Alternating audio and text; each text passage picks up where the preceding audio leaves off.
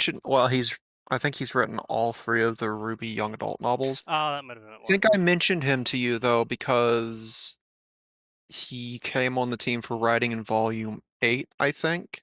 Wait, Myers. Is he related to Stephanie Myers? I don't know. Is her name Myers?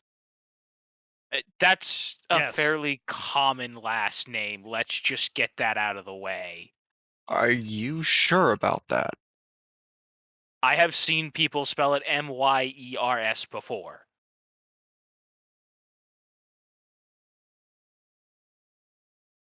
Oh, yeah, there are like two medical practitioners with last name Myers within like 3 miles of my house. How about that?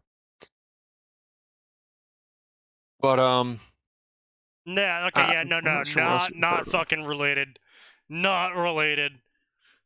No, like I said, I'm pretty sure the only time you would have heard of him is when I think he came on for Volume 8 of Ruby, and I mentioned Volume 8 had some decently strong writing spots to it, Yeah, but actually, it always God, season I 8 was just probably the fucking best puked in one my of mouth a last little month. bit. Fucking, raised by a single mother, public library in Yonkers, New York. He has been Oh, featured in such magazines like yeah. Kaleidoscope, diverse young adult fiction. Yeah, you're reading his Yeah. Early life bio. on the Wikipedia page. Uh-oh. Uh, What does this Early text Wikipedia contain? page. Let's wait till he that's gets the midlife. that's the bio straight off of his website, I think. It is, yeah. Yeah. Yeah, when I saw that, I'm like, oh God, okay, well already there's an issue here. Yep. Yeah, So I'm just gonna say this now. I wouldn't consider someone very stable if they choose to use in their bio that they were assembled instead yeah. of born. Yeah. Yeah. Even as a joke, that's a little worrying. I have to say my sister's friend's pretty based. She is in fact non-white, and she recently got a very very well paying job. And she shows up at the job and she goes, "What's my job?" And they go, "Okay, well you just have to be here, answer questions occasionally and stuff." He's like, "You just hired me because I was non-white, didn't you?" And they're like, "No, your contract ends in March."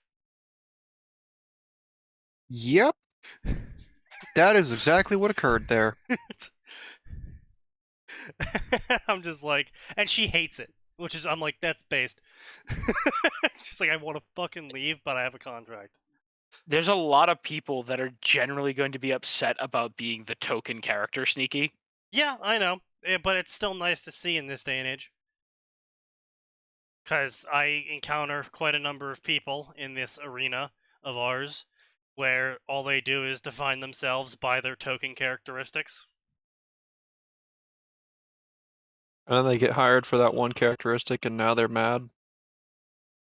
Oh, more like they get hired for that one characteristic. The series that hired them goes down the drain, and they blame racist, sexist, transphobic white men for not watching their absolute garbage show or game. So anyway, let's get started, ladies and gentlemen. It's Fanfiction Contempt Theater 9005, and somehow Twitch has not canceled me. I'm Sneaky Devil. Let us begin. So I was looking for Tanya stories. Unfortunate. All right, Always a bad idea. Yeah, we're already off to a bad start. Yeah, okay, so first off, I found a good Tanya story called Tanya the Firebender. I think you're lying. It's actually, Oh. well, I favorited it, so, I mean, I think you should share the wealth. I don't think I will, because you called me a liar. Max called you a liar, you son of a bitch! By, what's the, guilty by association. You were thinking it. Anyway, as I was saying, unfortunately, I, found far more garbage than I did good stories. Obviously. No one's surprised. I did find a Tanya story in which she ends up in the slime isekai. before the slime isekai ends up in the slime isekai. And no. she ends up as a demon who is slowly becoming a arch high super demon thing, however the fuck that ladder works in the slimy sky. Because Being X tried to stop the reincarnation machine from working on Tanya and got eaten by it like a wood chipper. Based. That's kind of ironic. Yeah. And so she got all of his magical particles jammed into her because the reincarnation machine was like, well, fuck it. Yeet. And so she ends up pre slimy Sakai in the slimy Sakai, and meets Veldora, and Veldora says, well, I think your name is Tanya, and I name you Tanya, and she goes, okay, cool. And then she goes off and does her own shit, which actually doesn't amount to much. Even though she effectively floods the market with platinum, nothing changes. And then she goes to the dwarves and floods them with platinum, and all the dwarves are like, oh, cool, hyper pure platinum. This means nothing to us. Thank you for all of the platinum. Here is money. We're not going to question this and or investigate this at all. And then the slime isekai happens, and then literally canon occurs. For the next 18 chapters, canon occurs, and nothing changes. Despite Okay. Tanya canonically being stated multiple times to be twice as strong as the slime from Slime Isekai. Also, Ugh. the second in command of the village, Well- because she just ends up at the village, and the slime is like, hey, join our village, and she's like, okay, sure. And so, yeah, she just gets named second in command, and literally nothing changes. Everything happens precisely the same. So, is it safe to assume this writer probably only watched the anime and did not read the light novel? Yes. No, but Okay. even if they did, that like No. See, if they read the light novel, from what I've been told, the light novel had like half of one of its books dedicated to the economic workings of this world. Yes. it did actually. Cool. I assume that was taken out of the anime. I didn't watch Yes. the anime More because likely than not. I was like, Yeah. listen, Because the, that the would- light so- novel is barely passing. That would But- explain why this writer's ignoring the massive butterfly effects that comes from flooding an economy with a Yeah. precious metal. It gets even worse because I'm talking about canon. Is the anime pretty much speed ran through like the first 3 books? Like the first season of the anime, just like fucking speed ran the plot. And they were like, oh, these sections where Rimuru like learns about shit and gets closer to his subordinates, we're gonna fucking cut that out. It's like, oh, That's a bit weird. yeah. Like, weird. what is it? 12 episodes should be roughly 3 to 4 volumes normally Yeah. for the pacing. Well, So they Yeah, but just they wanted skip. to get to the thing So to they be- just they skip like 2 or 3 of the really good opening volumes. Then Yes. more or less, yeah. that's a shame. Yeah, but so anyway, you can clearly tell the person basically only watched the anime because they too also just basically speed ran all the plot. They're like, the big event happened, big event happened, the big event happened, the big event happened, the big event happened, and they just like we're just like, yeah, 2 years have passed by now. You're like at chapter fucking 12, and you're like, what? Like a week has passed at this point? It's like, nope, 2 years. It's like, cool. Glad that you just kind of speed ran 2 years. And the only reason why we even know it is because you had Tanya comment on how fast 2 years have gone by. Yeah, I see. he also does that classic shit, and I mean shit, where it's like, oh yeah, she's just powerful now. Oh yeah, she trained a bunch. She really did. She trained a whole bunch, and everyone's really scared about how much she trained. And she was known for how much she trained. She trained really hard, so she's just super strong now. What do you mean show her training or her thought process or describe how any of her spells work? No, she can just cast nuclear bombs.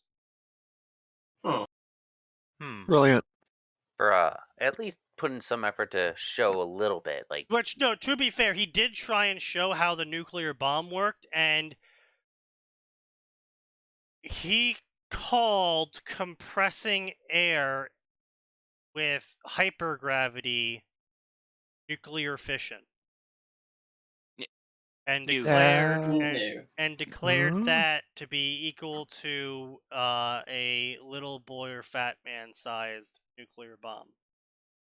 Yeah. I Negative. don't know how all that stuff works in reality, but I'm pretty sure that doesn't even that's nowhere near right. It's actually super easy. So basically, imagine you're playing pool, except the second you hit that cue ball and all the balls start going everywhere, you're actually like playing with 19 other pool tables, and then once all of the balls are hit, your tables explode.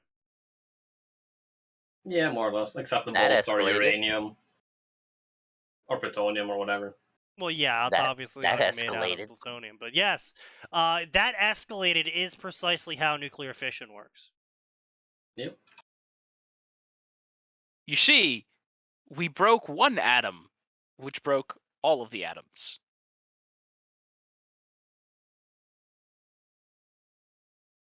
Anyway, yeah, so they don't know how science operates. And they were like, oh yeah, so like massive radioactive fallout occurred due to my fission bomb spell, and I got rid of all the radiation with my magic. Now I'm a bit ignorant on the whole stuff and that. They did not explain any further. No, they just No, said it was. I was just got gonna rid of ask. all the radiation with my magic. I was just gonna ask. Wasn't like the radiation basically because from like the uranium in most in the Yes, nukes and stuff? the Yeah. radiation was in part due to the mass chaos splitting of radioactive atoms. Radioactive atoms are atoms which was it more more protons than normal? That's what made it I don't know. It's been forever since I Certain looked isotope, at. certain amount of ions, I think it is. No, it's because I forget what the elemental table is based on. I think it's no. Okay, yeah, that's what it was. Because the hydrogen is a single proton. Right. Yeah. So the Yeah. elemental table is based on number of protons in the element. So number 3 on the table has 3 protons, and typically the formula goes is that when you have 3 protons, you have 3 electrons and you have 3 neutrons. Not all of the elements follow this, which is why the noble gases like to bind together. Which is why some elements are more reactive than others, because they're either strong enough to rip away electrons from certain elements, or they lose their electrons to certain elements. It's why water's really stable, because hydrogen loses its electron really easily to oxygen, due to oxygen being a noble gas. It's actually a lot of really cool shit, but basically, how you get a radioactive version of any element is when you give that element more neutrons than normal. And it reaches a certain weight limit, at which point it just starts emitting radiation and becomes incredibly unstable. Which is why it has a half-life where it starts to decay and lose both protons and neutrons. Which is why when a radioactive element decays, it can sometimes decay, quote unquote, into something that is no longer radioactive. But typically, that sort of decay takes a really fucking long time. As in, I don't think the human species is going to be around by the point that Yeah. half of the uranium we created in 1 year decays. It's something yeah, like no. 500 million years, I think. Yeah, it's absurd. But It's why everyone Lord. wants to use nuclear power. however, on the flip side, no, that's when it's no longer useful. When it starts decaying like that. Oh, that's right. I forgot. We can't use the decay yet. I mean, well, we can use the we decay use for... the decay. It's just the thing is that when uranium decays into the lower tier of uranium, it just does not output nearly the amount of energy that the higher level of uranium outputs. So it basically becomes useless. It's like filling your car with corn and rubbing alcohol instead of gasoline. technically the engine will run. Also, technically, you're retarded. Also, technically, you probably need a new engine. No, you're more or less fine. Yeah. No, I Won't thought work putting. very well. It might work. Splitting alcohol. Splitting gasoline with alcohol, and splitting diesel with alcohol, and splitting. Not diesel. It's gasoline and high fuel oil or whatever it's called. Both of those Yeah. can be split with alcohol, and you'll get like a 85% efficiency rating on it, but you basically extend the life of the gasoline a little bit more. In terms of how much gasoline you started with and how much fuel you have now. Yeah, I see. Running your car off of pure alcohol is technically possible. It's just gonna fucking burn through an absolute shit ton really quickly, and your car is gonna move about 5 feet. If Good that. lord. Yeah, alcohol does not have a high calorie count to it. Compared to gasoline, which is like, in a single cup of gasoline, it's like something like 1 million fucking calories.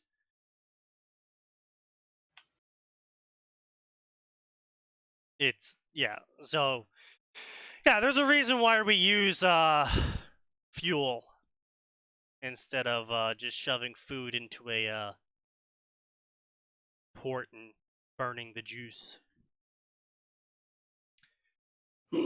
So the author doesn't know anything about nuclear. The author didn't know about radiation either, because hyper compressing. What they were doing would have created a star more than it would have created a nuclear bomb. Because they were doing fusion, because that's what fusion is. You hyper compress and comes plasma.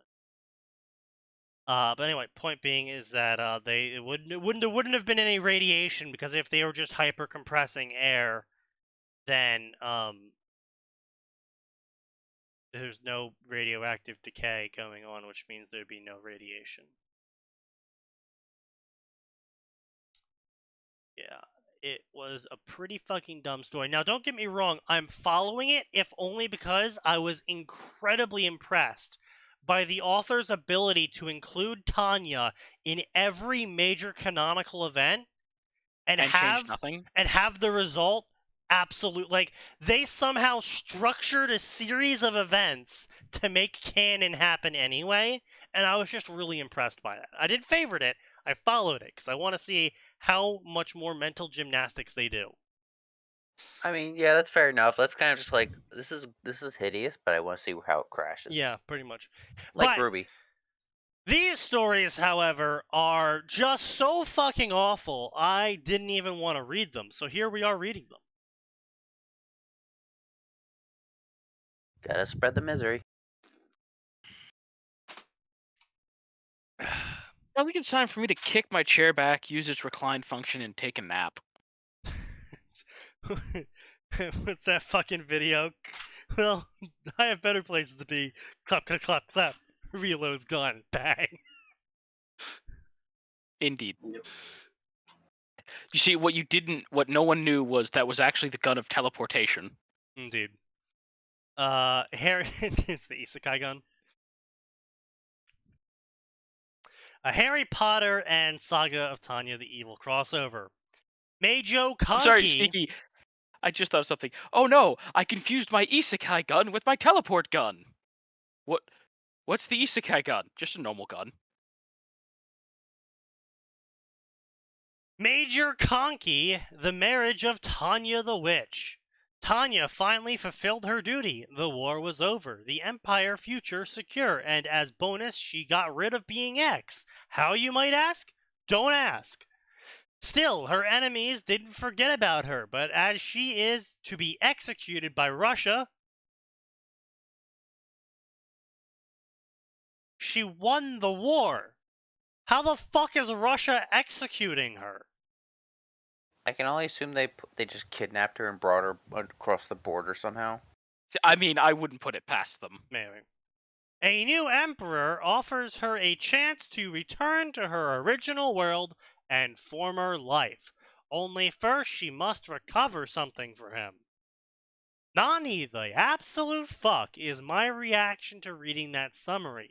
Because boy did that escalate from like 0 to 20 to like 300.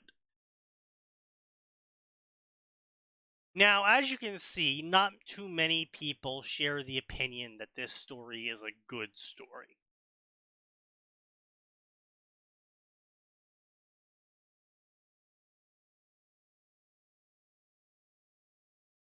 I am seeing good things for chapter 1. Reviewer 1. Is she under a love potion or something? She's acting very out of character. A crossover of Harry Potter and Tanya sounds like a good idea. No, it doesn't. Unfortunately, I just can't see Tanya marrying a man. To me, it doesn't make sense for her to reject being X so hard she becomes a woman. Just because it would be convenient. What? Also, I personally don't like to see gender bets falling in love with man. I find it weird, so this fanfic is not for me.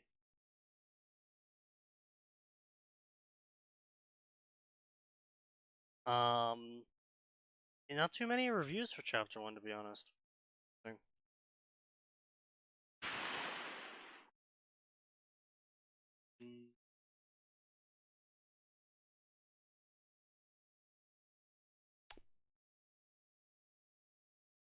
Yeah, these reviews are looking really fucking great. Alright, let's read them. Prologue 1. August, which is not a month important enough to be capitalized. 25th, 1995, small church on the outskirts of Hastings. The big doors of the small church opened with loud bang, signaling the arrival of bride, a young girl just 15,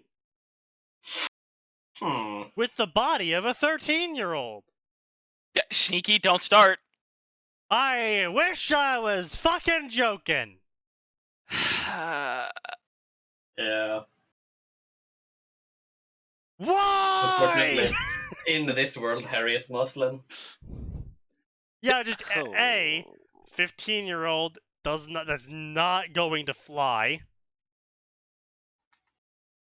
in Britain unless they claim Muslim.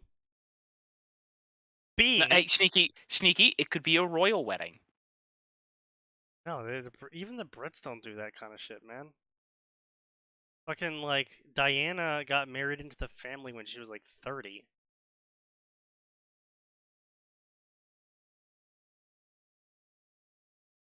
I mean, who cares about Diana? You know, besides that street lamp. True. No, Atin. The joke is who had an impact on Diana's life aside from the street lamp. I'm aware of what the joke is, but there wasn't a good way to fit that one in. Fair enough. I did it for you. Anyway, back to the 13-year-old girl, but don't worry, she's 15, I swear, officer. Son, you keep talking like you think you're making it better for yourself. Officer, it's okay. I know she looks 13, but she's actually 15. You realize that doesn't improve your situation. No. Holding a bouquet of red roses, wearing long fluffy white dress covering whole of her body except shoulders and low-cut neckline. The low-cut neckline for what, author? The low-cut neckline for what?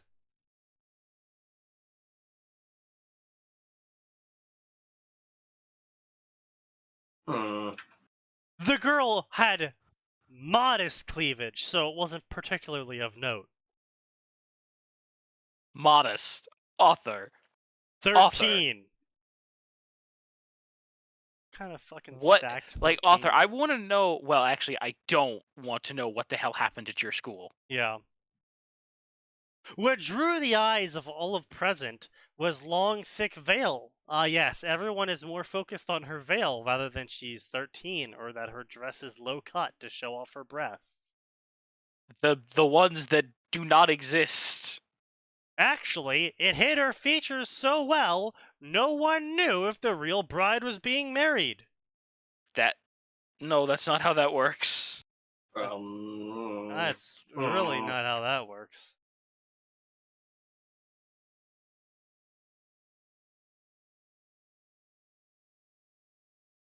Immediately, Bridal March began playing, but the bride did not move as she seemed indecisive, and it's just Tanya complaining to herself about how she has literally no choice but to get married at the age of 13, I mean 15, as if that somehow improves things.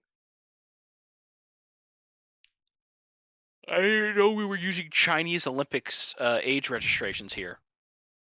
She was broken of her hesitation by Severus Snape offering his arm to her.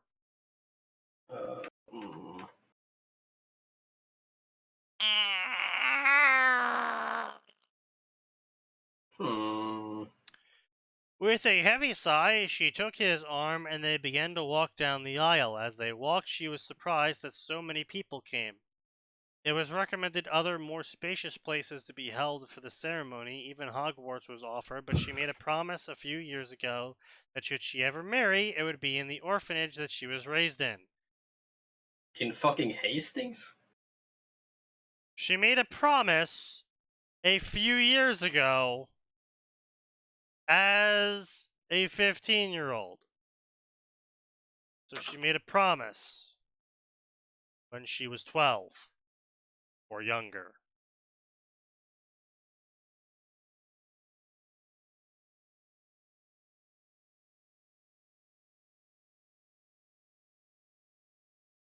Author, I am significantly concerned for your immortal soul.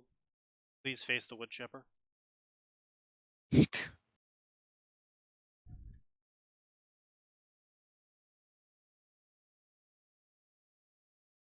I never planned to get married. After 15 years, everything was going as planned. I was finally home. I had a job.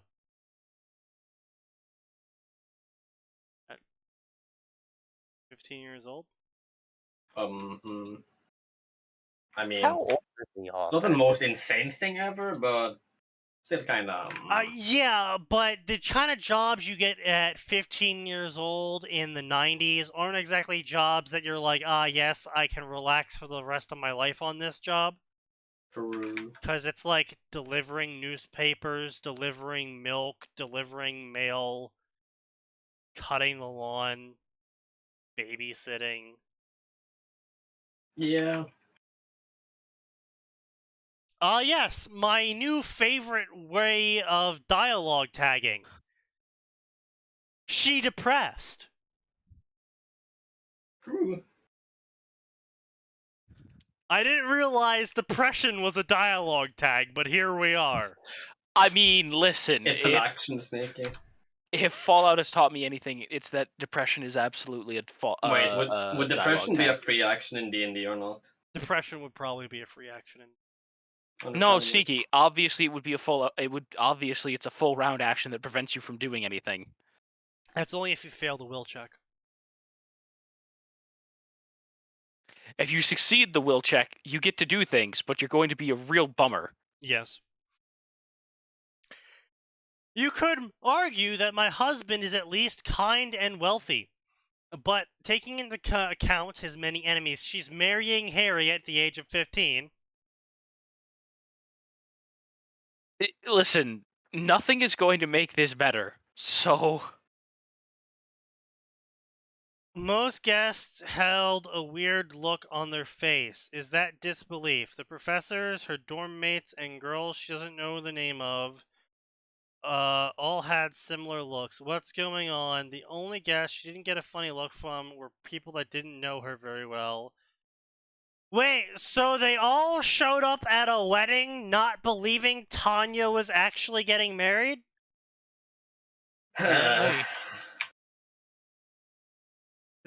And not only did they show up at the wedding, to see if Tanya was actually getting married or not, they showed up in such numbers that she is commenting about how overly packed the church is. Hmm.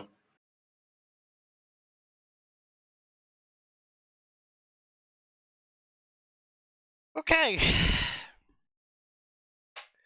The groom is Harry Potter. Yeah, we all figured that one out. Entered the church, blah, blah, blah. He seemed to be worried. Was it too much to hope that he had run away? Why is he smiling? Why is he beaming? Why is he lusting after me? What did this boy even saw me in the first place? Cool. He came closer and offered his hand. If you want, there is still time to call this off, Snape whispered. Harry heard him and glared at him. Ah, yes, Harry Potter. Famous for him glaring at people at the age of 15, which would be when he was depressed. Yeah. That's his depression phase. So unless Tanya radically changed everything, which, I mean, at this point, I can only guess she did, by the sheer fact that she's getting fucking married. The body of a 13-year-old, which is really weird. The author felt the need to really mention that part. Like, guys, I know she's 15, but she's got the body of a 13-year-old. Also, by the way, she's getting married now. Oh. Alright. Very cool. Please turn around, author. Yeah. Face the wall. Face the wall, indeed. Before the priest could start the service, because again, wizards are incredibly religious and they're all Christian. Wait a moment, Ron shouts. And Tanya felt a glimmer of hope. Who would have thought that Ron would be coming to save me? I hope he actually, never mind. I hope he doesn't profess his undying love for me, not like everyone else does. Okay, so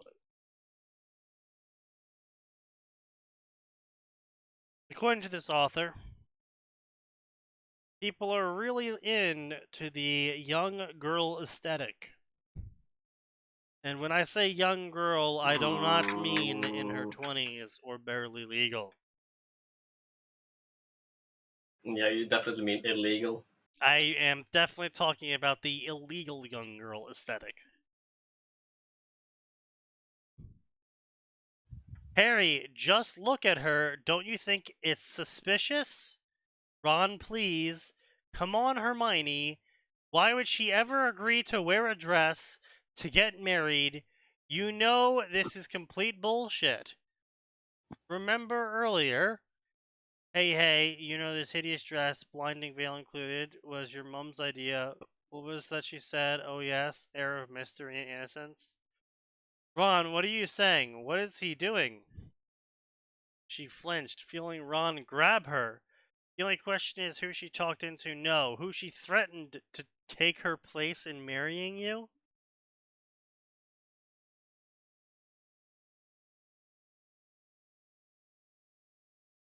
What?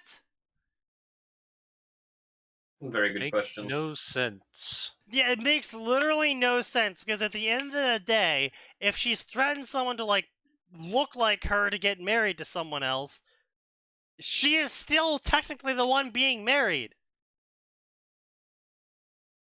So unless she was explicitly doing it just to get out of the whole dress part, which again, she doesn't need to have a dress and or get married with a Christian wedding because they're all fucking pagans. Ah, yes, I see. The best part of the podcast where we talk about theology. Don't you have a Salt Pyre March to go to? No. Well, that sounds like a great idea right about now, to be honest.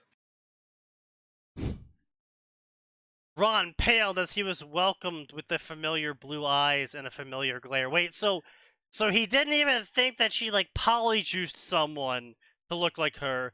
He legit thought that he threatened someone to fake get married to Harry so she didn't have to be? What?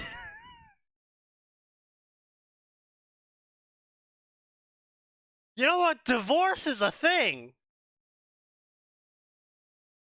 If Harry's like lifts the veil, you're not Tanya. They can just call the marriage off. Like, no one's gonna be like, oh, well, you came up here with the altar and we already said our vows. I might as well marry you. Said nobody fucking ever. Except maybe at the shotgun Yeah. weddings in Vegas while everyone's blistering drunk.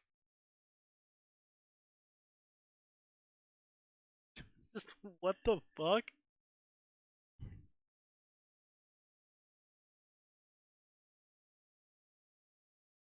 Holy shit.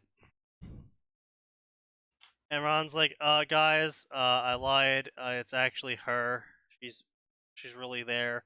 And everyone's super relieved that Ron says that it's actually Tanya getting married. Everyone was suspicious of her. Which, to be fair, I would be too. Except, why would you jump to Tanya setting up this marriage so Harry Potter gets hitched with someone else? And not jump to Tanya is under the effects of a love potion. Because that's a thing. And far more likely.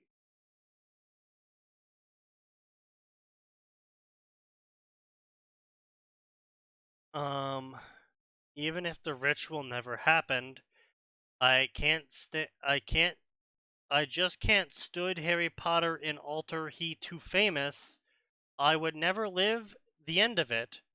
I would never have good job in magical world because they would remember me forever as the one that scorned the boy who lived. Well, then why did you promise to marry him in the first place? Why didn't I just say no when he asked to marry me? I can't believe it. Oh my god, why didn't I just say no? Hmm. I mean, on one hand, Tanya labyrinthian thoughting herself into a marriage is fairly Tanya. However,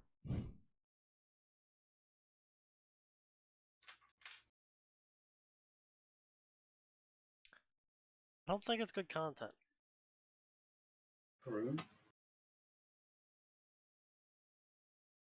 Blah blah blah. Blah blah blah. Okay, so the whole thing is turning into a comedy. How did this happen? This is my very first fanfiction ever, and I waited 20 years to write this story. Okay, but why though? That is no. Oh my god. That is actually Oh, what they said. okay, no, sorry, my bad. They waited 20 years to write a fanfiction. And this just happens to be their first one. Okay. Not sure why it took them so long. Clearly, the time required for them to do this act had no impact on the quality. Obviously. The idea for this story came from a dojin. Oh god. Of course it did. Alright. Oh, that's already a problem. Yes.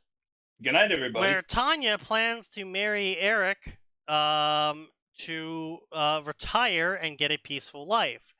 But in the story, she seems to not mind the fact that she is marrying a man, and in my view, I don't think she would treat this marriage so lightly. Really? So that's why you have her marrying a man right at the start of your story? Also, a war veteran Tanya probably would think of marrying a guy just to get out of war. Like post Mary Sue and all that shit. It would be an option. I wouldn't say it would be her first option. I'm just saying it would be on the table. It is an option that could Definitely possibly on the she list. could take. There would definitely be things she would try to do first, but it would be on the table. I believe she would become very distraught at the idea of marrying a guy, because marriage means sex. Oh, I think it does. I was started thinking of the how she would react, and eventually those thoughts became a story. Which is why she still ended up marrying someone in my first chapter. Why did I do a Harry Potter crossover? The answer is because I couldn't find any more Luna times Harry stories. Of course. You maybe think that there was a reason for that, author. Why am I not surprised? This person is a fucking Harry Luna. Can't say that word on Twitch. No, you cannot say that word. Now, let me just say this now. I have a great respect for writers. After taking no less than 6 hours to think of this story and write it down.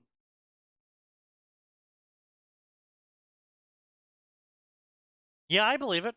He took 6 hours for this first chapter of what is about 4,000 to 6,000 words based on that scroll bar. With a chapter average of around I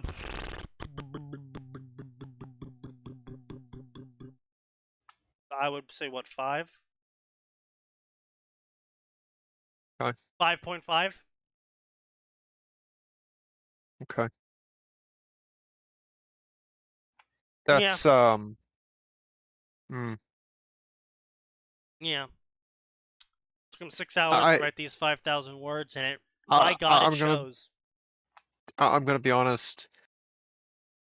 I don't normally comment on this, but when I did my first fan fiction, I was cranking 1,000 words in 30 to 35 minutes on average. Yeah, I mean, like, on one I was in hand, high school. yeah, I was new to writing at the age of 15 or yeah. 16 for I mean, something that wasn't a also, school assignment. our first fan fictions were also pretty garbage. The first chapters, at least. Oh no, for sure. When you start out writing, it's almost never going to be pretty. Except this You person. you show me someone with a good first chapter ever, I'm gonna show you someone who's lying through their fucking teeth. That's a fair point. I will also, I will, however, counter my own statement by saying that this individual said they waited 20 years to write a fan fiction, which means they had to wait 20 years post learning about fan fiction to realize they wanted to write a fan fiction, which puts them between the ages of 25 and 30 or more. At minimum, yeah. Which means that this individual should know way better than our 14-year-old selves trying to figure out how to piece English words together. I'm gonna be real here. I still think my first story was better than this. And I hated my first story so much I deleted it. Yeah. Yeah. I've still got mine up. I actually want to just try to rewrite my first one, but I don't know if that's ever going to happen in a timely fashion. Yeah, probably not. So my compliments to the writers that were able to create amazing stories and are able to publish them until completion. Well, author, they also put multiple years worth of effort into constructing those stories, and you put a massive 6 hours into forming the idea of yours.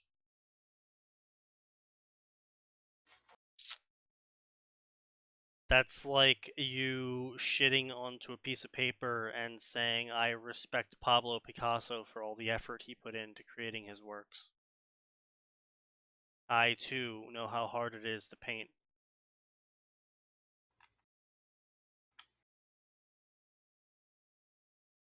You know what? I wish I was joking, but I feel like there's been at least one literary art student who has in fact said those words after shitting onto a piece of paper.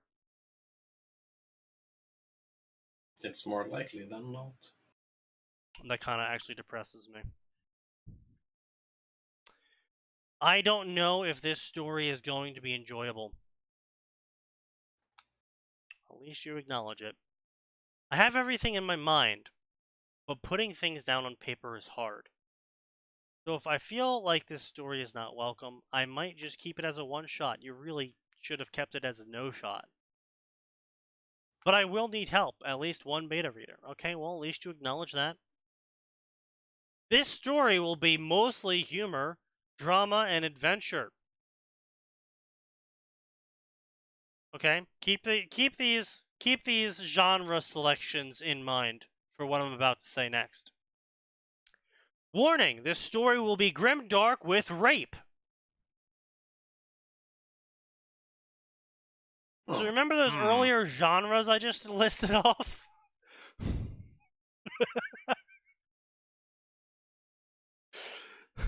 Interesting choice of genres, author. Originally, I was going to write it out, but I gave up on writing the rape, and I'm just going to insinuate it. Right. However, Tanya will behave as if she was raped.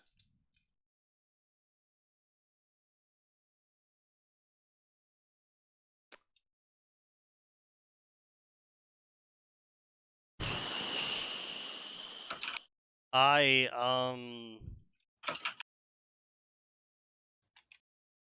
honestly don't know what to say. I don't know if I can consider this story a romance story, as Harry will be in love with Tanya, but Tanya, because she is a sociopath, will not feel love. Okay, so you also don't know what sociopath is. Got it. Awesome. Very cool. That said, I am open to any wishes to beta read my story. Requirements of the following. They must know British English, because I can't be fucked. They have to know the Harry Potter universe. And they must know the anime, manga, and novels of Yojo Senki. Because the author certainly doesn't. You may not have broken the rules of this website, but I am fairly certain you have broken both US code and British law.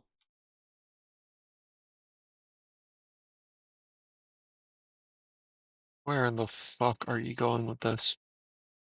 I'm not sure how you think saying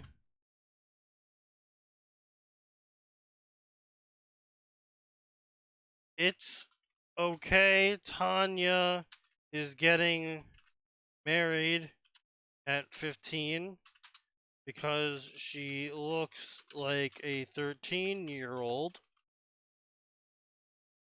improves my opinion of you. But newsflash, it does not. Please face the wall.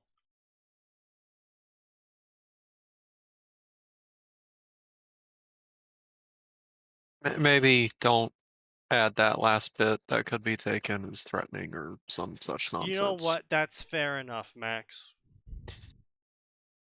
I hope you find a God that will grant you mercy, for the wood chipper has none. Post review. Wouldn't want to come off as threatening.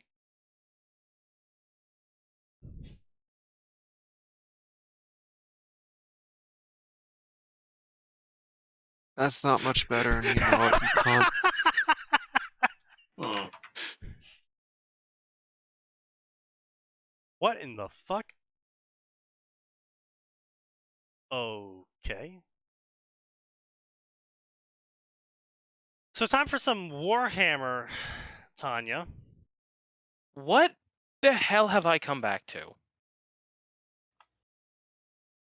Saga of Tanya the Squat. Oh boy. Listen, this either better be about Tanya doing a bunch of deadlifts or Tanya as a Russian. No, this is the Saga of Tanya the Runt, a Yojo Senki Warhammer 30k crossover where Tanya is 30k Primarch. Yes, he misspelled Primarch. And we are just having good time here. Don't think too hard. Think as hard as I bloody please. Yeah, he spelled Primarch as Primark.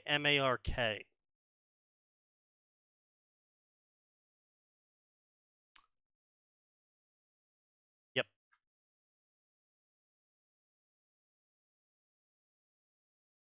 Cold, unbearable cold on my face as I coughed up something from my lungs.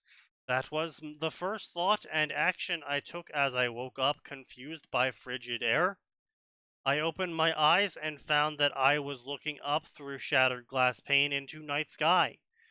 Not sure what was happening, I moved and quickly found I was in some kind of liquid soup, meant to help gestation, while an incubation pod. How I knew these things was not readily available to me, and was not mattering at this moment. Whatever mechanism that was meant to keep liquid warm seemed to have failed, and with outer glass damage, the cold was quickly transferring inside. I needed to get outside and find some way to warm myself, or I would be frozen inside pod. Putting my hands against edge of pod, I gave it a shove, but quickly found I did not have the leverage to open it in one go. Taking breath, I moved my legs till they were touching the farther, but firmer, insides of the pod. Tanya Warhammer 30k crossover. Yes, it's garbage. Like I say, there's just so much wrong there. Like, listen, first of all, she fits much better in 40k. A little bit, yeah. Second of all, listen, it would be funny to see a tiny lolly magic gun psyker. That would be funny. But listen, Tanya would be eaten alive by the warp in about 2 seconds. I looked like a 20-year-old European girl from the North Country. 5 foot something with matted, unkept blonde hair. Once again, the Primarch made sons, not daughters. Yeah.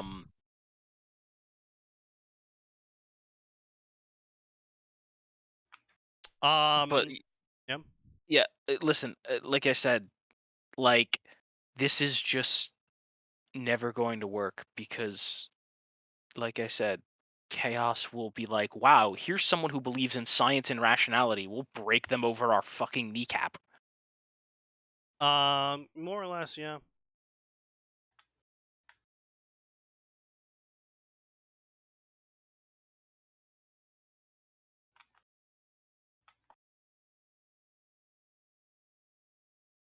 Here's the part where I closed the story pretty much instantly. Like, I was, like, cringing until this point, and then I instantly closed it when I read these lines. It took my brain a moment to realize the shard came off a lot easier than it should have, but once it did, I came to conclusion quickly, semicolon, the body may look normal, but muscle was enhanced in some way. If it hadn't, that would make surviving the frozen hellscape a bit easier. Hell, with increased strength, I could probably knock over tree and use it for wood, making it like real-life Minecraft. Bro.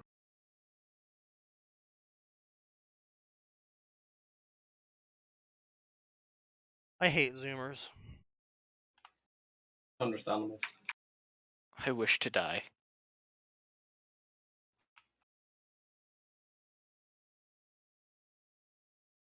I hate Zoomers so much. I instantly crafted a spear because I knew I could craft one. Blah blah blah, walls of text, walls of text, walls of text, walls of text. I beat an elf to death with my fists. Walls of text, walls of text, walls of text. Why am I in Norway? Walls of text, I'm beating a bunch of wolves to death with my fists. Walls of text, walls of text, walls of text. A Yeti shows up and starts beating up all the wolves and me. Walls of text. Then the wolf adopted her and rescued her from the Yetis.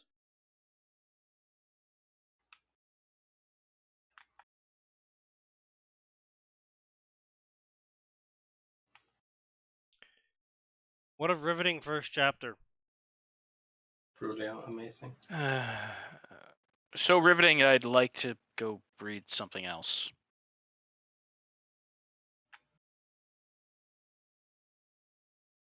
Is honestly impressive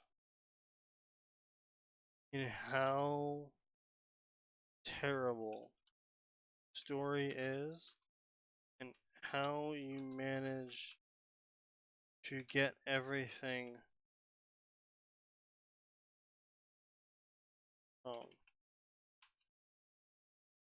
one would think that by sheer statistical probability you wouldn't be able to manage that, but you, sir, are a special kind of stupid. Embrace it. I haven't seen odds this long since the guardsman killed the Marine. Not unrecoverable. Terminal.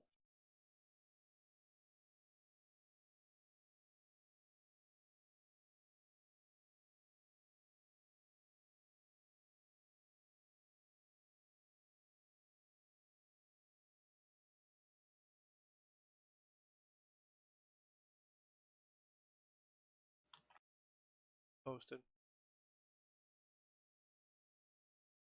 Indeed. Anyway, they had other stories, and I'm not going to bother reading them. I don't know how the fuck. So the Tanya the Firebender story, at the end of the latest chapter, the author's like, the story I just exited out of.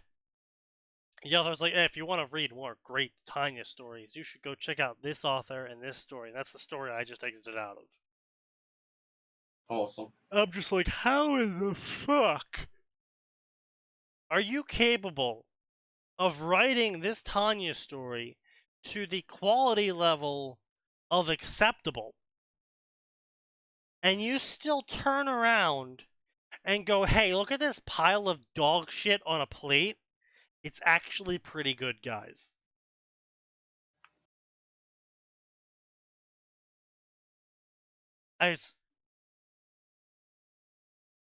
It might as well be the 9th mystery of the world. True. Yeah. Alright, so what have we not done in a while?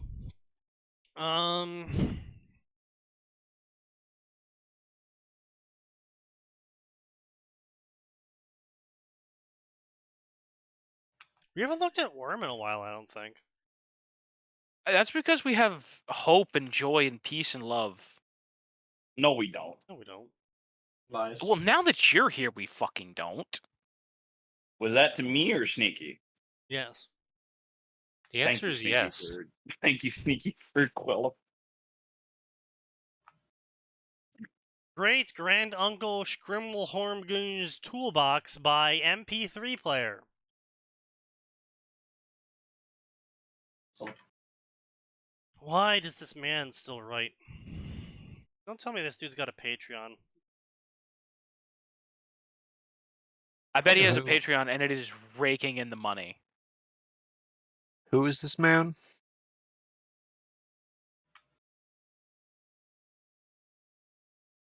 Oh. Oh lord, that's a lot of edits. He's still writing Taylor Varga. What is Taylor Varga? Possibly the worst worm story I have ever witnessed. It's bad. Oh, that's saying something. Yes. So, It's bad for a variety of reasons. so imagine if you had a season of anime, and in the first episode, they revealed everything. All Oh. of the plot twists, everything. And the next 10 episodes was all of the other characters besides the one character that knew everything running around trying to figure everything out, while the one character who knew everything just sits there in every single scene and laughs. And in the 12th episode, the character that knew everything finally reveals some of the things. And then laughs that they don't know everything. And write that arc about for 30 seasons. And you have Taylor Varga. Oh, okay. Cool. So Could I just instead write just and or read reusing anything else? so just reuse the same plot formula over and over, but change pretty much nothing aside from a character name. No, not even a character name. It's literally just like, so basically Taylor Varga's formula is in chapter 1, Taylor gets a superpower. And her superpower allows her to transform into this like dinosaur thing or whatever.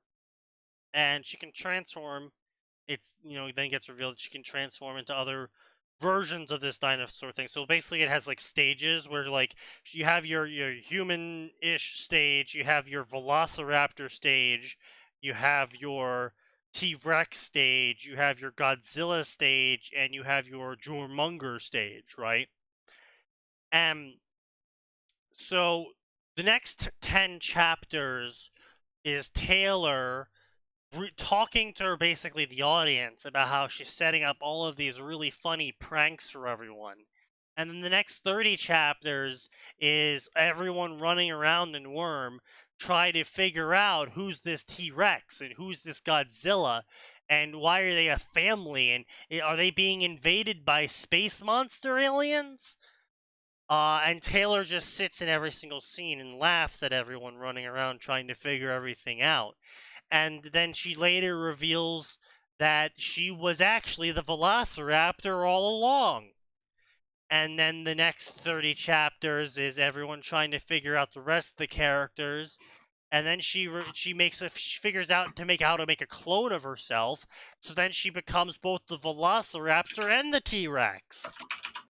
And that's at the end of those 30 chapters of her laughing at everyone trying to figure things out. And then Lisa gets brought into the equation.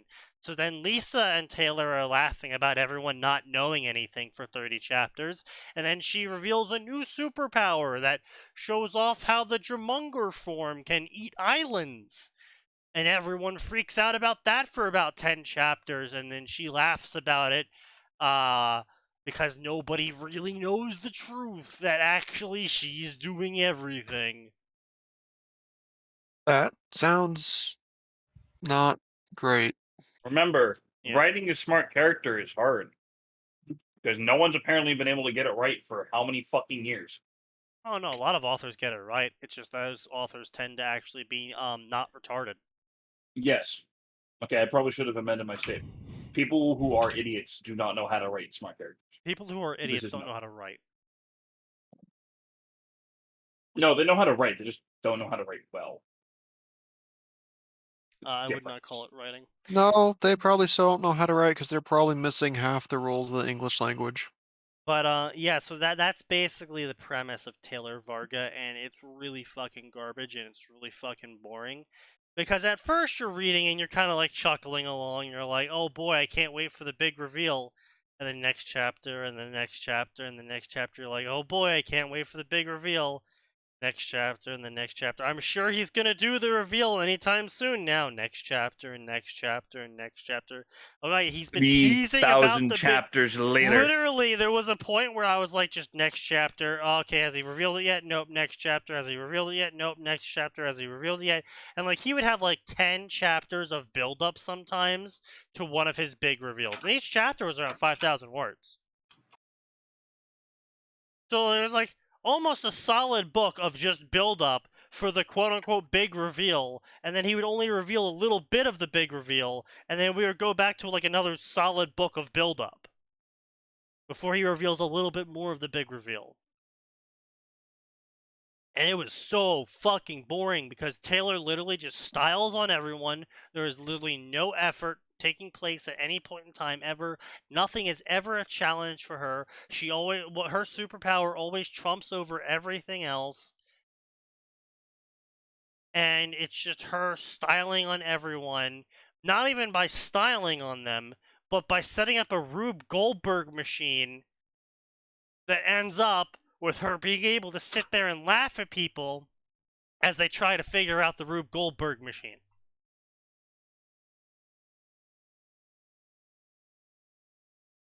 Also, the author is a massive prick who really, really has major issues. He got banned off of Space Battles, not because he got banned off of Space Battles. Was it Space Battles or Sufficient Velocity? I think it was SB. Yeah. So he got banned off of Space Battles, not because he got banned off of Space Battles, but because he got into an argument with a mod, closed the thread, moved to Sufficient Velocity, and then told everyone he got banned from Space Battles. And that they should all go harass the mods on Space Battles for banning him. And then the mods were like, we didn't ban you, but now you're definitely fucking banned. We didn't ban you before, but You are now. You definitely forced the issue there, my dude. Yeah. And like, literally, I can't believe my shotgun blew off my own foot, says man who tucked shotgun into waistband.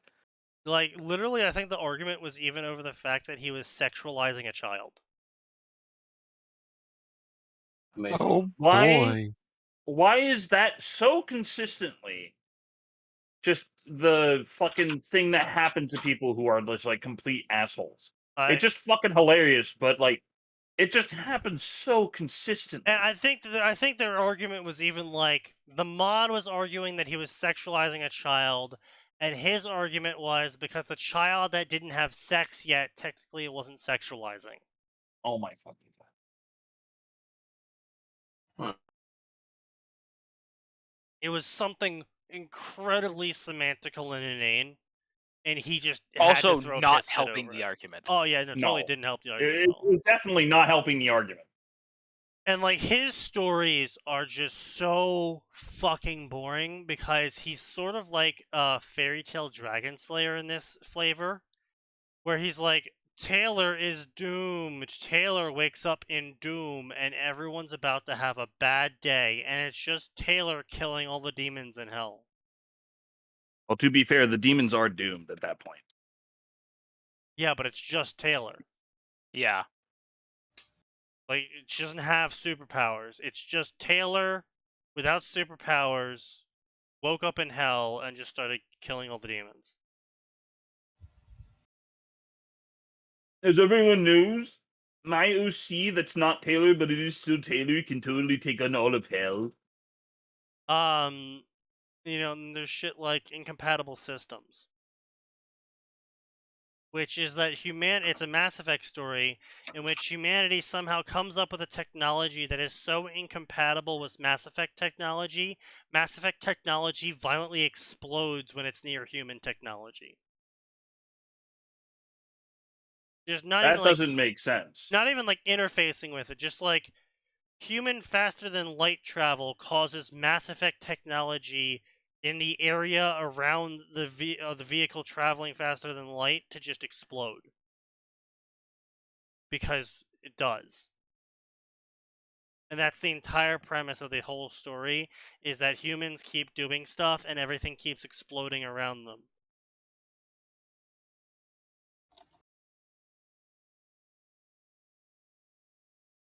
I'd ask why, but I know the reason why. It's because the author wants to wank off humanity in a way that's not very good.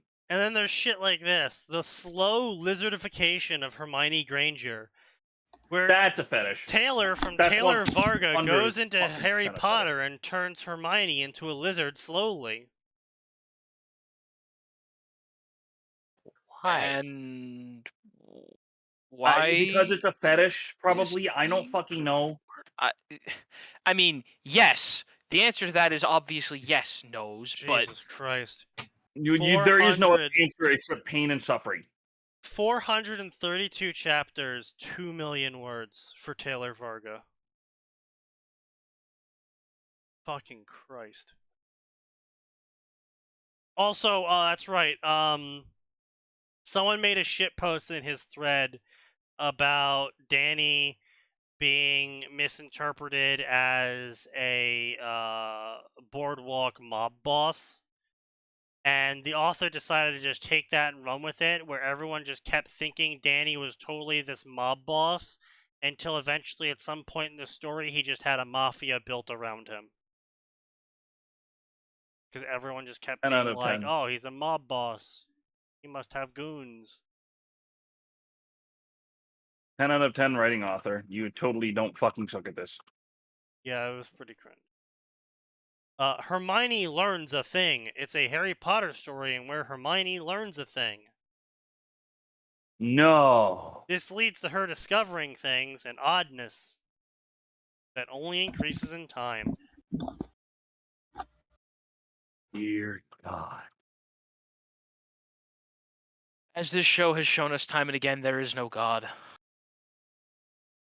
Only the diseased remnants of mankind.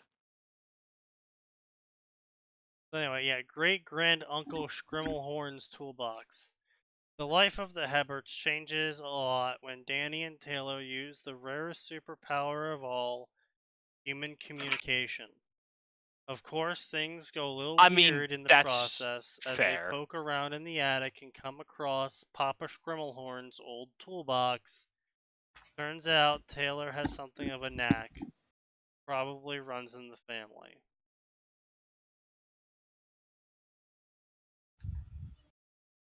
I couldn't even be fucked to click on it, to be honest. I don't blame you. It just sounds so boring and generic. I mean, it's not even that it sounds boring or generic. It's just that it's like,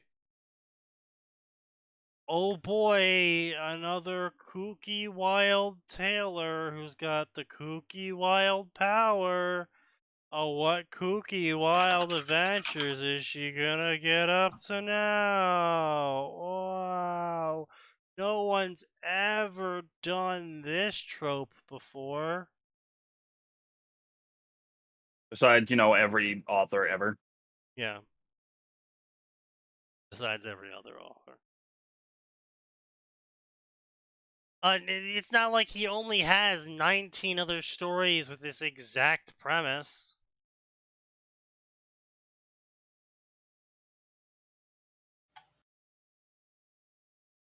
An author reusing the same premise over and over again? No, next he'll tell me that the sky is blue. The sky is actually technically everything but blue.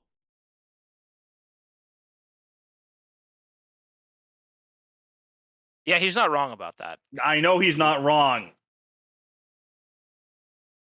I just want to go to acknowledge it because that's the fucking smartass answer.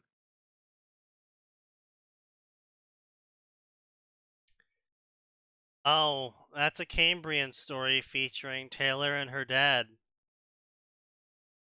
That's not okay. Anyone not aware, Cambrian writes porn. Yeah. Oh dear. Doesn't he make a fuck ton of money doing it as well? He does. Yes. Yeah. Not as much as Giordino. Somehow.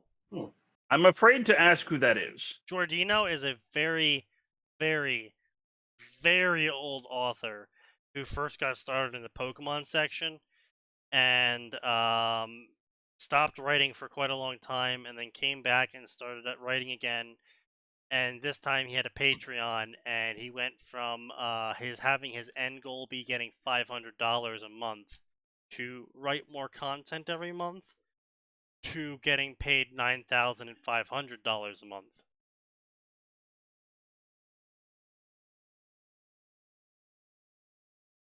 Yeah. He is earning a lot of money to write fan fiction. Tension's very salty about this. Attention's salty about a lot of Very. things. I mean, he has a right to be salty about that. Why? He only draws porn. He doesn't write it. That's a good point. Wait, I mean, isn't it harder Brockton's to fucking Celestial draw Forge. porn than I it is to feel like write it? we've seen this story before. Gray, Brockton's Celestial Forge. I don't remember. Isn't this the... No, wait.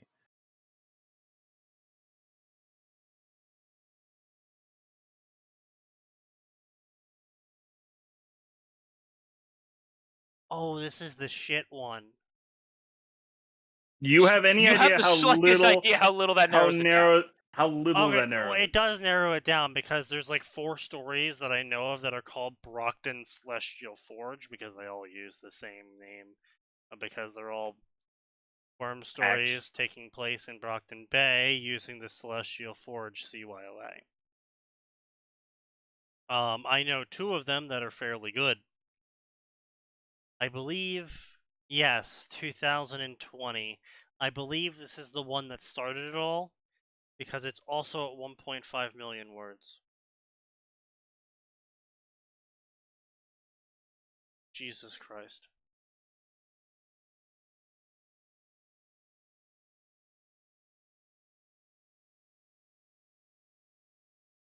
Wow. That's a lot of words. A lot of words for nothing being said. Oh. This is starting to make sense. Interlude, interlude, interlude, interlude, interlude, interlude, interlude, interlude, interlude, interlude, interlude, interlude. There's like literally 20 chapters of interludes. Like literally chapter 29 to chapter 61 are just interludes. And then chapter 71 to chapter 96 are just interludes. Like, bruh. Wow, You can have half an of interlude his every now and then, but this half is of too his much. story is freaking interludes, man. Bruh, like, There's I can such thing as an interlude, and then there's just you are making an entire Another story. Of story. just, yeah. Yeah. Like, dude, if you just want to write a fucking prequel, just write the prequel. Oh, wow. Like, if you're writing so many interludes, then you have a problem. Yeah, you're kind of losing the whole point of what an interlude is. Like, 1 or 2 every like, say, I don't know, 7 or so chapters. Yeah, just around give them, like, a 7 side to view. 10 chapters, yeah. That's reasonable. But, like, this so many, like, every 2 or 3 chapters, a new interlude? No.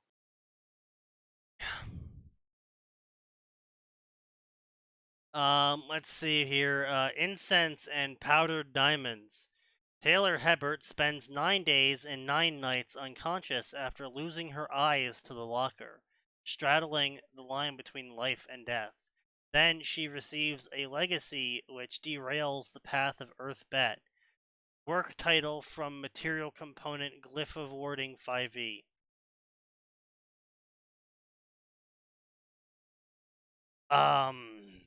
What? Okay, so basically what he's trying to say is that the glyph of warding in 5e requires incense and powdered diamond to cast. So he decided because the tailor is going to be getting powers from 5e,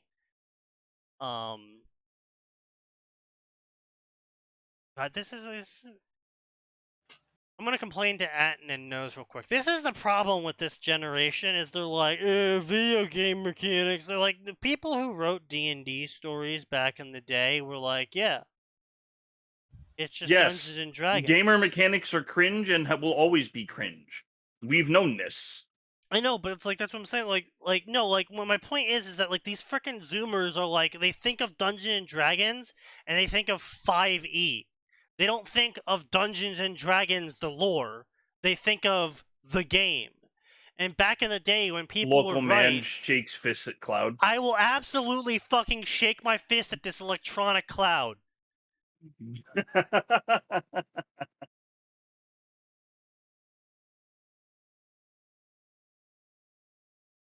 Anyway, Congratulations, Sneaky. You've made it to old age. fuck you. I'm sending assassins. You're too Are they- fucking broke to afford that. That's No, he's false. sending Bitcoin assassins. Yeah, I'll just send them. He's still too broke to afford that. That's false. Is it? I never said I would send them a whole Bitcoin. Sneaky. I'm willing to bet you can't even afford a third of a Bitcoin. That is false. No, did Okay, it tank let me when I wasn't- rephrase. Did it tank Okay, when I wasn't hold on. looking? Let's rephrase the question. Sneaky, how many of your assets would you need to sell off to buy a third of a Bitcoin? Eat shit and die. I will kill you. True. Nose has the right question for once in his life. In his lice? Lice? He has a lot of lice. I'm glad I'm not the only one who heard that. You're thinking about the Chicago streets again, huh? Huh? You What? know, living on the streets, there's lice everywhere. No, you had a good thing going. Oh, wait, no, Killed I'm it. thinking of New York. Sorry. I'm sorry. I'm thinking of New York. That You're doesn't not make Sorry. the even joke you're not better. even making the right city. It's California, Yeah, dude. you're not even No, making the right New York joke. has like No. a fucking. Oh wait, no, that's fuck. No, LA has the biggest no. homeless problem. Okay, no, New York is pretty fucking bad too. No, San It's Fran's not. actually worse because of all the Okay, shit. it's not as bad, but okay. It I has love it how pretty Noser bad. gave him make an argument. Hey, No, Nose, you know, New York is- hey, Nose, when's your birthday? I need to know when I need to send you a jackhammer so you can dig this hole deeper.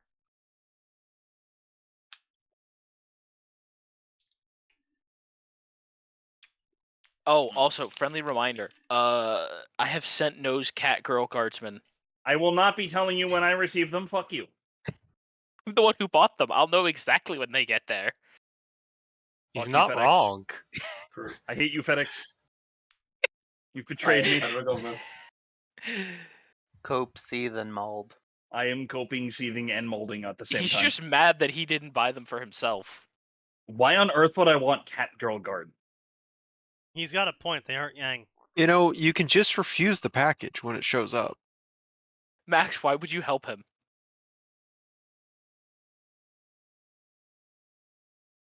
It's Can got to you? be thrown a bone at least once a year. Also, all jokes aside, you want them solely to trigger the edgelords at your local LGS. That would be kind of funny.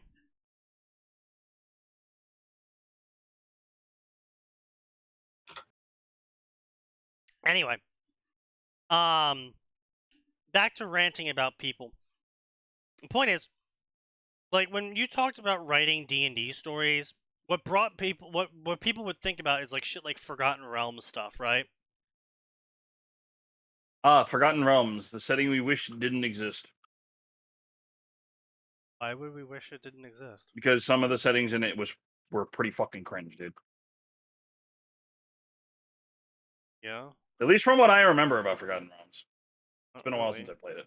I mean, I'm not gonna stand here and tell you Forgotten Realms was the height of excellence, Yeah, but I'm not either. At least for It at least On was the a same page with that coherent one. D&D story, unlike Sword Coast and fucking yeah, I rescind my statement. yeah. But yeah, fucking Zoomers these days are just like, 5e, that's like the video game, right? It's like, fucking kids, man. Old. Content warning. Descriptions of grievous energy. Odin chooses a heir.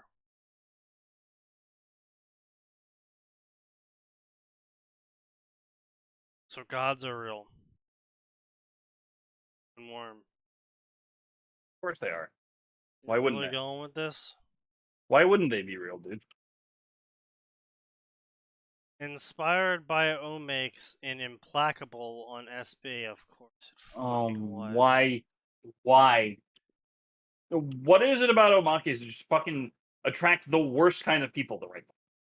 Because omakes are this is a cool idea, bro, condensed into a short, not even chapter one shot usually. And people who are bad at writing see those omakes and go, oh my god, that's totally so cool! And they try and turn what should never have been a short story, let alone a chapter, into one. Because holy shit, dude, we've received some omakes on Undying Scarab, and Gray and I are just like, Yeah. what part of you at any point in time thought it was okay to post this? Some of them are really fucking bad. Only some of them? Yeah, some of them. No, some of them are actually pretty funny and good. Some people were writing, what if this was actually Wrath of Lich King, the game, and they were like writing dungeon guides and shit for And then Taylor. they went a bit overboard on it. Yeah, well, yeah, it just happens in general. That one fucking piece of shit from Lupine Horror's forum came over and started posting there and Frey. ruined everything. Yeah. Frey. Yeah. Was he the one who spoke out about the troll, or what was it, the orcs and their crimes? No. That is an entirely different person. Frey is the guy that made the Omake post pretending to be the nephew of the guy who worked at Blizzard, and guys, you gotta believe me, I saw this totally cool thing that got leaked to me. My uncle works at Nintendo, and this is what happened in the future patch. Oh, he's the one that everyone dunked on and he got pissy about, I think, right? Yes. Ah, that guy. And yeah, we really did have an omake where someone tried to roleplay as, I swear guys, I'm not hacking, my uncle totally works at Blizzard, and I got a sneak peek of future lore.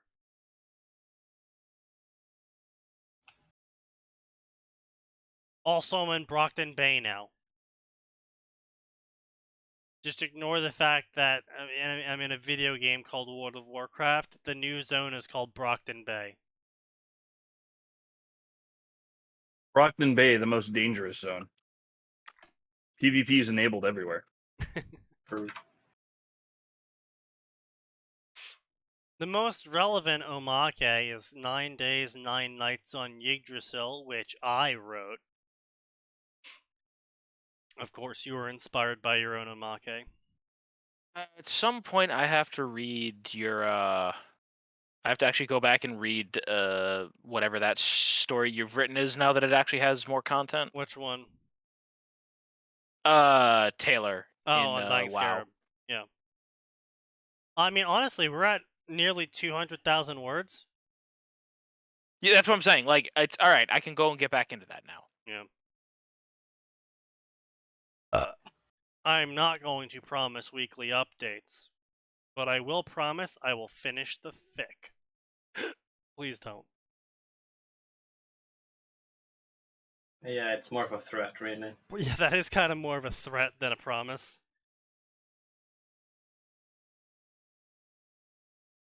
For most people, claiming to hate Mondays was just an expression of minor distaste, since it ended the freedom of the weekend. As much as they griped and groaned, they welcomed the coming of Monday for the structure it brought. No, not really. No. No, I'm good. Not Taylor Hebert. You see, Taylor Hebert was unique in that she actually did hate Mondays. That's because Mondays, she was surrounded by the bitches 3. Since Emma was one of the most popular students in school, everyone just ignored everything she did. But it wasn't true that Taylor had no friends at school. Given the rumors, everyone kind of just jumped to conclusions about her.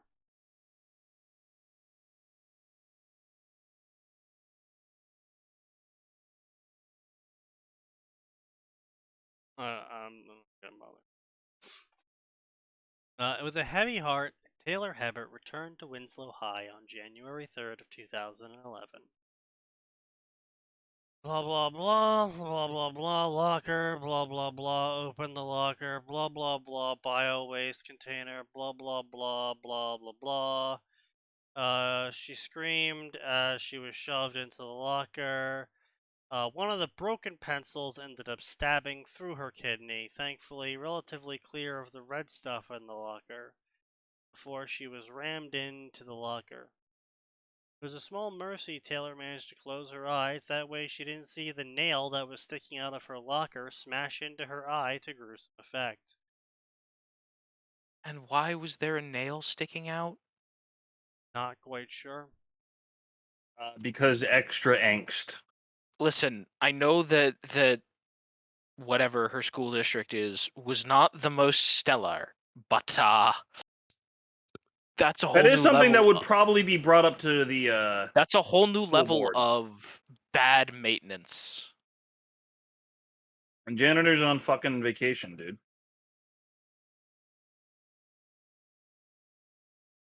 Yeah, don't you know janitors only clean the school once a year? True.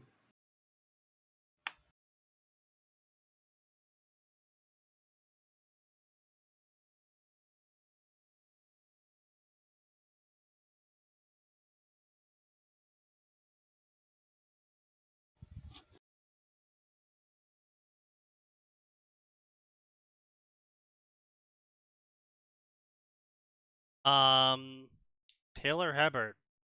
Had she finally broken? No, Lash, your mind stands strong. Who are you? I'm Odin. What? Yes, I'm Odin. Do you want power? Sure, okay, let me give you everything I've learned. Blah blah blah, there's a price to pay for power. 7 days it took me to figure it all out. Hanged myself, yourself, impaled upon Gungnir, pay the price of blood. Lost my eye to blah blah blah, the myths of Odin, blah blah blah, 10th day, myth of Odin. Last Runekeeper appeared to me, Mimir give me his knowledge, his powers, and return to Asgard a better king. Am I to be your successor? Yes, Taylor, you're to be my successor because you've paid all of the prices required. You've earned all of the runes, and with the help of your administrator, shard friend in your mind, my time has passed. Passed long before the warrior from beyond the stars came. I, of all people, did not survive Ragnarok, yet here I am. It's time for you to become the Runekeeper. What happens now? That's simple. You awaken with all of the knowledge that I have, and my spirit ready to whisper wisdom into your ear. You are now Runa Tyr. Are you ready? Okay, and then what? Well, then you can do whatever. I'm just your advisor. I want to be a hero. Not everyone is like the trio that torments you. Midgard, well, you can make it a better place. Okay, I'll be a hero then. That's the spirit, lass. We can reforge your tarnished world. I, Odin Runetyr, hereby designate Taylor Hebert as my successor and the first of the new Norse gods. Let her legend be glorious. In one headache-inducing flash of golden light, suddenly, Remy appeared with a gun and shot Taylor Hebert and the author, out of sheer Norwegian rage. Yeah, I'm getting I'll allow it. fairly close. Just the Where's my fucking IP logger? Hang on a minute. Just fucking ragdolls like it's fucking source engine. True. What the prop bug this motherfucker? And blah blah blah. She didn't know what administrator he was talking about, and then she did, and she knew so much more. Hey Panacea, how's it going? About the same as it was last time you visited me, Squirt. Panacea said in a wooby manner. Somehow the two had managed to forge a connection that no one else knew about, and they were secretly friends. Press X to doubt. Yeah. Hmm. Like, Amy is actually a really massive raging bitch. Like, terrible human being. There's reasons for it, but Doesn't really stop her from being a terrible human being. yeah. No. Poor girl, still in a coma. I couldn't save her eyes or grow new ones. She's never been able to do eyes. No. Can do eyes. The author's just fucking trying to feel. Like, honestly, if you just said, I don't know why I can't do her eye, for some reason it doesn't work. We can just say the eye's cursed or something. Well, no, she can't say the eye's cursed because they don't believe in curses. But if you just go, I don't know why, no matter how hard I try to heal her eye, it doesn't happen, and I can't regrow a new one there for whatever reason, and she's just really confused about it, but also sort of dismissive, then we can all just move on. But no, you have to be like, no, I'm gonna change Panacea's entire fucking lore just so I can have Taylor have only one eye. Why?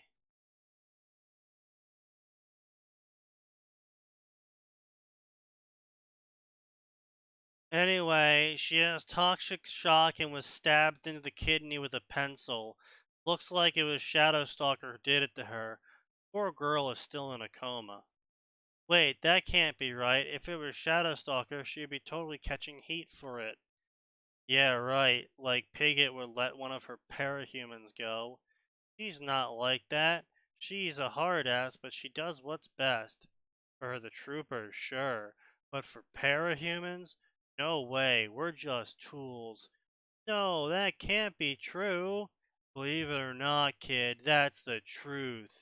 Someday I'll tell you how she press ganged Glory Girl over a Nazi gangbanger. Fort Brandish came down on her like a ton of hammers.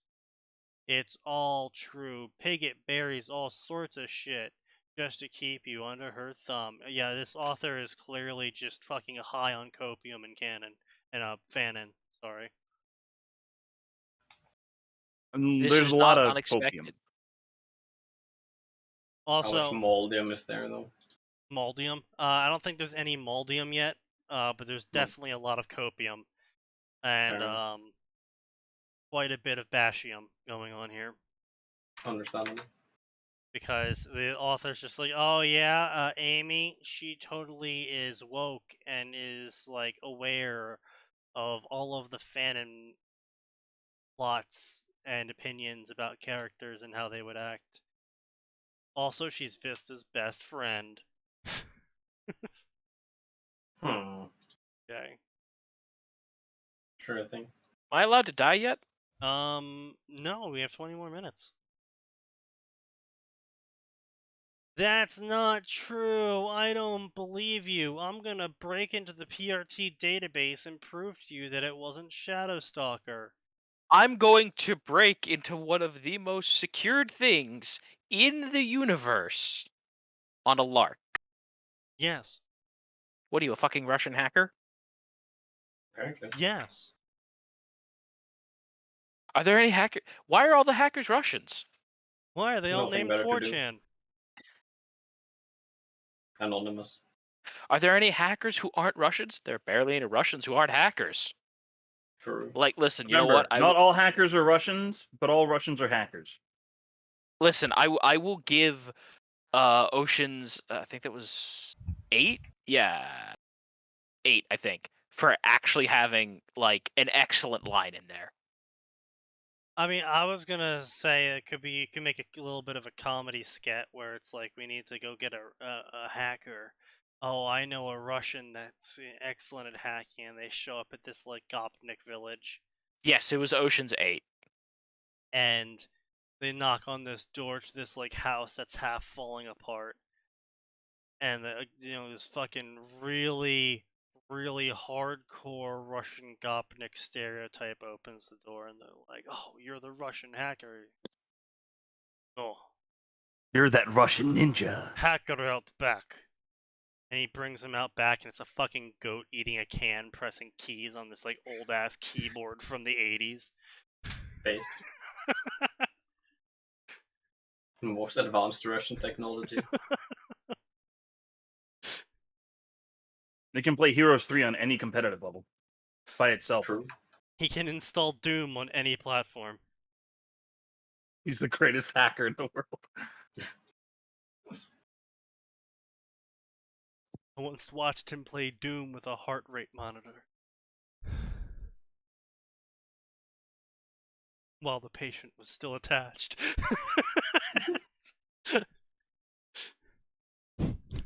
True. That's what we call manual reloading.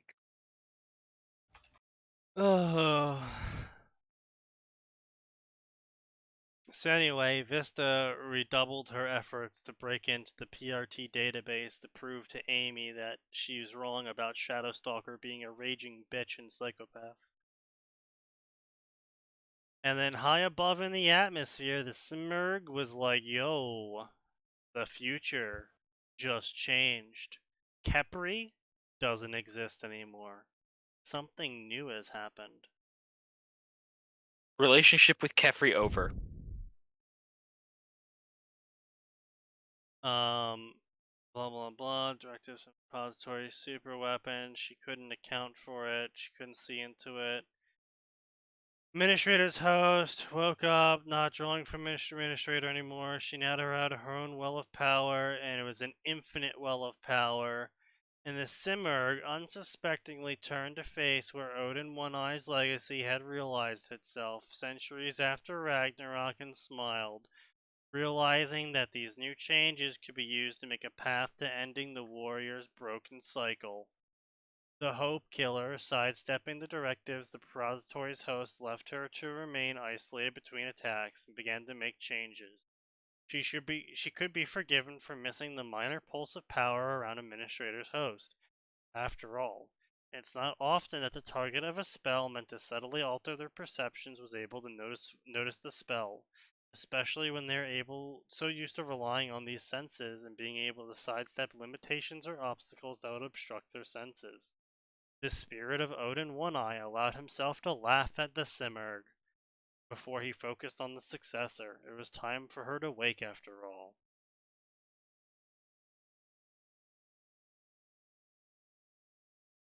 Yeah.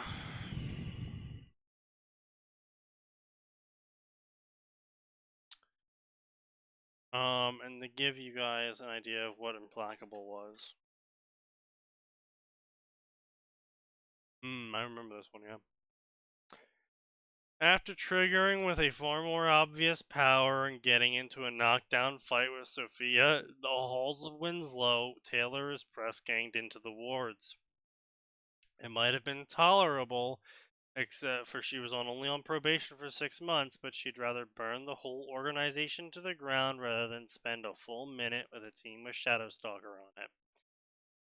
Yeah, so basically the premise of this story is that Taylor fucks around and everyone else somehow finds out. And everything just kind of works in her manner. So I also want to mention some of the wild shit going on here. Just some of it. Just some of it. Yeah, some of it. There are 12 threads. This story has 43,000 words to its name. It updated over the course of April of 2020, and then from March to July of 2021, it updated. That's right, it had a very, very small update window. Now, do you want to guess how many favorites and follows this story might have somehow gained? Not really, no. 8,000 follows. Somehow. This story also had 500 pages of discussion. Somehow.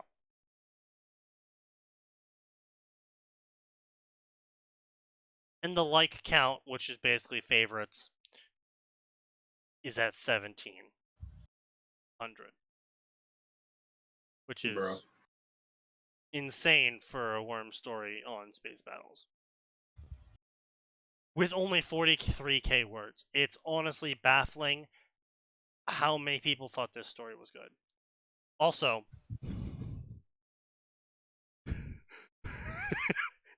there are more staff post thread marks than there are chapters in this story. Yeah.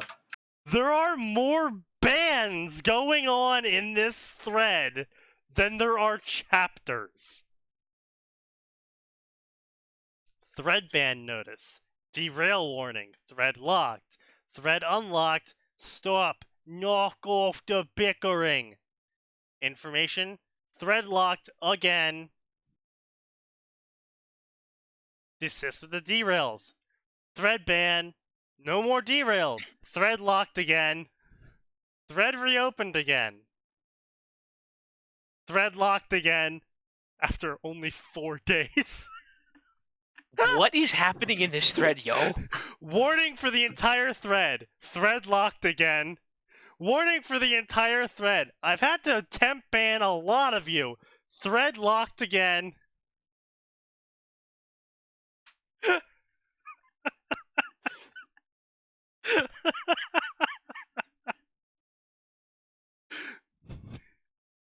This fucking story.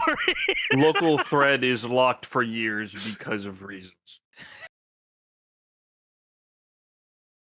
You may attempt to unlock this thread again in 9,999 years. Average Blizzard ban.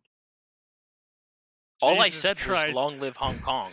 Except for the Undersiders, Tattletale notices a mass convergence. He just stuck blow-up dolls into the crowd wearing their masks and a camera.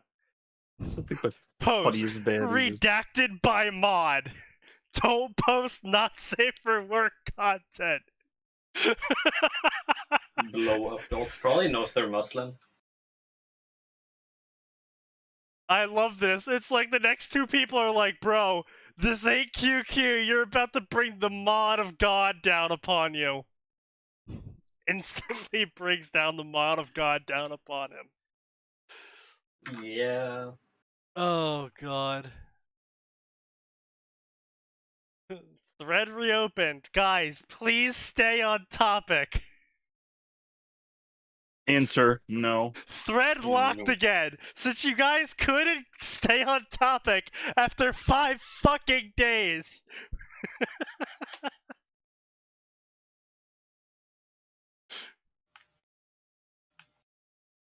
Please be alerted. You guys are about to get the thread locked again. You're spamming. Thread has been locked again.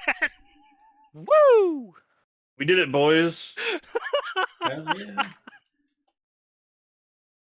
So we did it. Oh, holy shit. Jesus fucking Christ, what the hell, guys? Due to an excessive number of reports. Okay, so basically, so what happened was I was here for all of this. The story was mildly okay, to be honest. But, I mean, the update rate was obviously atrocious.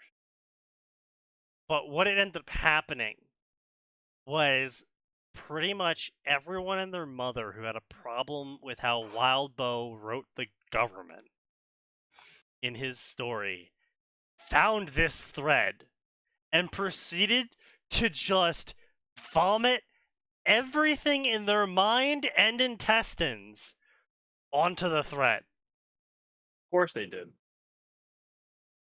And it wouldn't stop. It was actually hilarious watching this all live.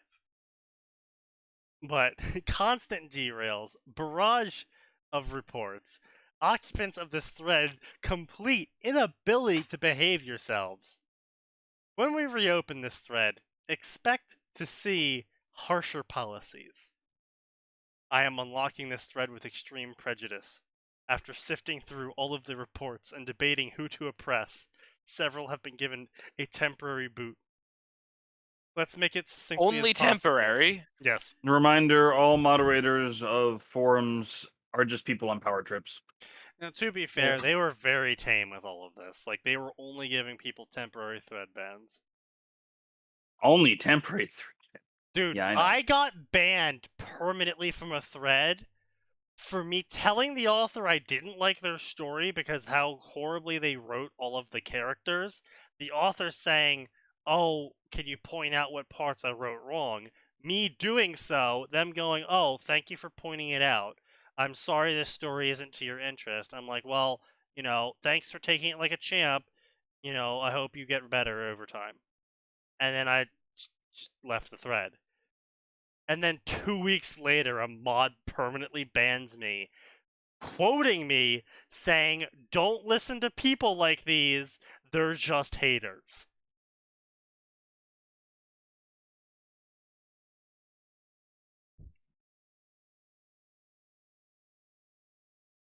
That's a mod on a power trip, and yes, she was female. Well, of course. At this point, it is clear everyone cannot possibly stop using this thread as a chat room to talk to each other. Every time we get a report about someone taking this off topic, it's going to be a 10-day thread ban.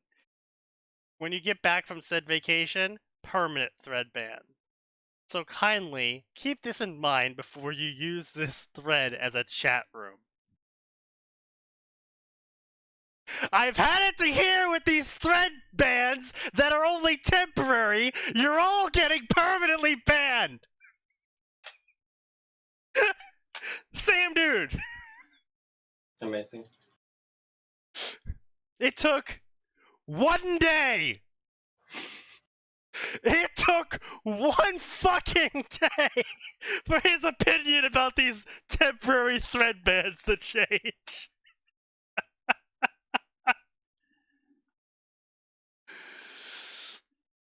Would I get banned if I wrote fanfic with our nude art? Yes. Yeah. You wouldn't get banned if you did it on questionable questing, though, because they allow that. It's just you're not allowed to do not safe for work stuff on space battles or sufficient velocity. Just a reminder, we're going to do permanent thread bans now. We're going to keep pruning people until only people left are the ones that obey the rules. I mean, that is how it's supposed to work. This thread is permanently closing down.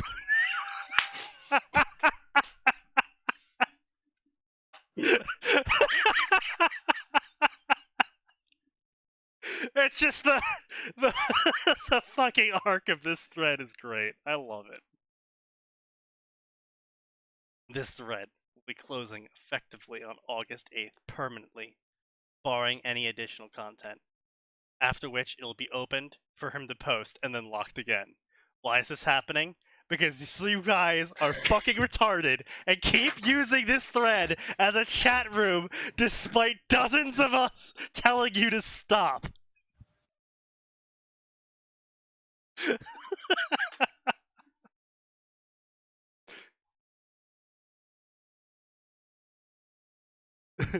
User has been banned from this thread immediately after the stab post.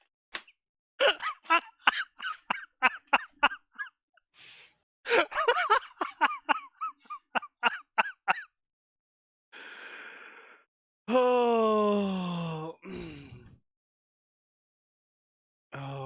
God.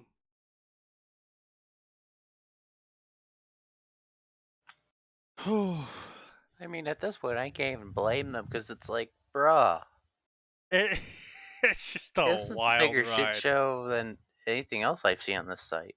Yeah, so anyway, that was the thread that inspired this story. Oh no. Yeah. Oh. Okay, so all things said, made fun of, laughed at, etc. The grammar on this story is pretty fucking good.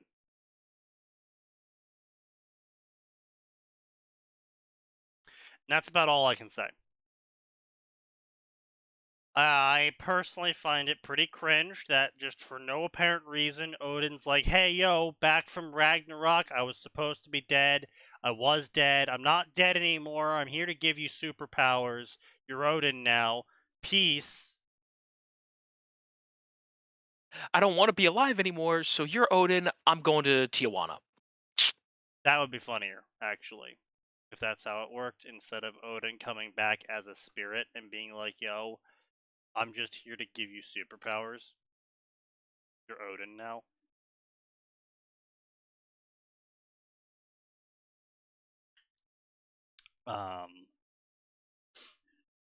Yeah.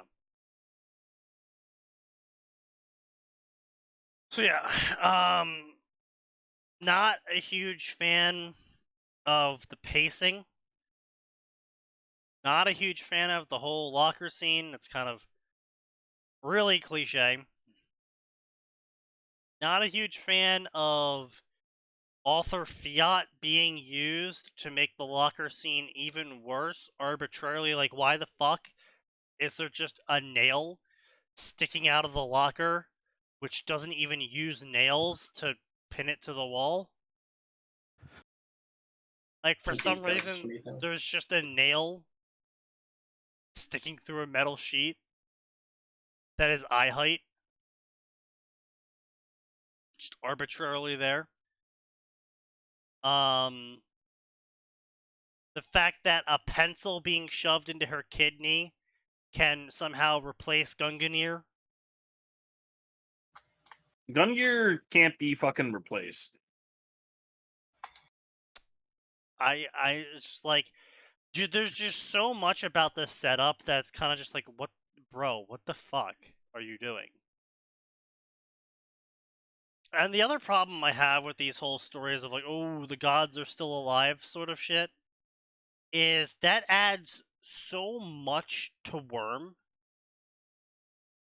that it's like, bro, what the fuck are you doing? That is suboptimal. It's like, it's gonna be a Game of Thrones Silmarillion cross. What the fuck are you doing? Do you even realize how many characters you have to cover now? How much that would change? Like, you would literally have to rewrite the whole fucking world? I just... At least the grammar's good. So, hey, you know, if you want to read that story, you can find it in the Discord. For a bad idea if you don't, though. If you do read the story, do be prepared for Arn to show up at your house with a pipe bomb. Yeah, there are several explosives on the way in your mailbox. So But, stay vigilant. you know, it is nearly 9 o'clock, which means it's time to say goodbye. See you guys on Friday from 7 p.m. to 9 p.m. because there is always more, and it does always get worse.